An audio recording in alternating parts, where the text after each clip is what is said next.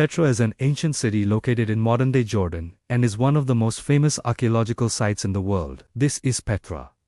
For nearly 1,000 years, it was the beating heart of world trade. Gold, frankincense, silk, spices, myrrh, precious gems, the wealth of entire empires, passed through this very canyon. Yet, for centuries, the world lost it. The desert swallowed its memory whole, until one day, the shifting sands revealed their greatest secret. This is the story of how a lost city rose, how its people tamed the desert, and how they carved an empire from solid rock. Long before the magnificent city of Petra was carved, this land belonged to nomads. But these were not just any desert wanderers. These were the Nabataeans, a tribe of desert Arabs who arrived around the 5th century BCE. They were more than just survivors. They were traders, engineers, diplomats, and warriors. While other tribes followed the rains and the seasons, the Nabataeans decided to build something permanent. They chose this hidden valley for a reason. It was naturally fortified, a fortress of stone.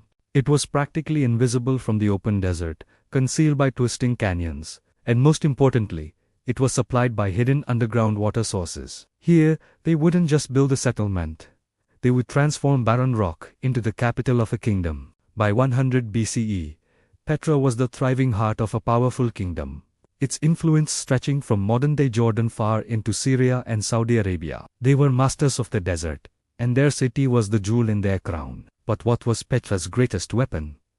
It wasn't its army, though they were formidable. It wasn't its wealth, though it was immense. It was water. In one of the driest places on the entire planet, the Nabataeans engineered the ancient world's most advanced hydraulic system. What they accomplished here was nothing short of a miracle. They carved over 200 massive reservoirs directly into the sandstone cliffs. They constructed dozens of dams to control the powerful, unpredictable flash floods. They laid kilometers of ceramic pipes, creating a sophisticated network that crisscrossed the city. They even designed pressure-controlled channels to manage the flow. They captured every precious drop of rainwater and flash flood, storing it for use year-round. Because of this mastery, Petra could support a bustling population of over 30,000 people right in the middle of the desert. Before the Romans, no other civilization had mastered water on this scale. They didn't just survive the desert, they made the desert bloom. Behind every great kingdom are great rulers, and Petra was no exception. The story of its rise is a story of ambitious and visionary kings. It begins with Aretas I in the 4th century BCE, the founder who first declared Nabataean independence and set them on their path to power. Then came Aretas III, who ruled from 87 to 62 BCE. He was known as Philhellene, the friend of the Greeks, a testament to his diplomatic skill. He expanded the kingdom's borders, minted the first Nabataean coins, and forged crucial alliances, even with the rising power of Rome. But the true golden age of Petra dawned under the reign of Aretas IV, who ruled from 09 BCE to 40 CE. This was when Petra reached its zenith. Most of the iconic monuments we see today were carved during his reign. The treasury, the monastery, the royal tombs lining the mountainside, the magnificent street of façades. Under Aretas IV, Petra wasn't just a city, it was an architectural wonder, the richest and most spectacular desert metropolis on earth. To truly understand Petra, you have to walk its paths. Imagine you're there now. You enter a narrow, winding canyon called the Sick.